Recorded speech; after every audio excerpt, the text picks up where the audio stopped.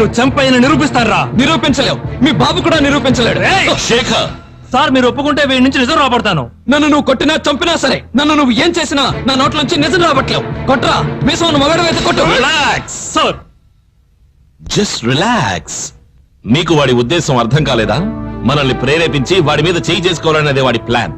అప్పుడే వీడు బయట ఉన్న వాళ్ళందరితోనూ మనం వీడిని కొట్టి బలవంతంగా నేరం ఒప్పుకునేటట్టు చేసేవని చెప్తాడు. తెలివైన వాడే.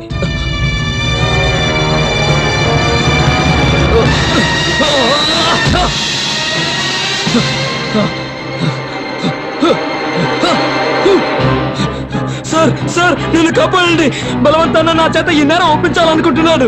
చూడండి, మీరందరూ చూస్తున్నారుగా, రక్తం వచ్చేట్టు నన్ను కొట్టి ఆ నేరాన్ని ఒప్పుకోమని చెప్తున్నాడు. అన్నయ్య అన్నయ్య, నేను ఈ నేరం ఒప్పుకోకపోతే నన్ను చంపేస్తానని బెదిరిస్తున్నాడు. అన్నయ్య అన్నయ్య, నువ్వే నన్ను ఎలాగైనా కాపాడాలి. దుర్మార్గురాలు, చంపేశాను, నేనే చంపేశాను. ఈ పబ్లిక్ ముందు ఒప్పుకుంటాను అనుకుంటున్నారా? నేనెవరో తెలివి తక్కువ అనుకున్నారా? ఇందాక నువ్వు చెప్పావు కదా, ఏవో సాక్ష్యాలు నీ దగ్గర ఉన్నాయని. మీ దగ్గర ఎటువంటి సాక్ష్యాలు లేవని నాకు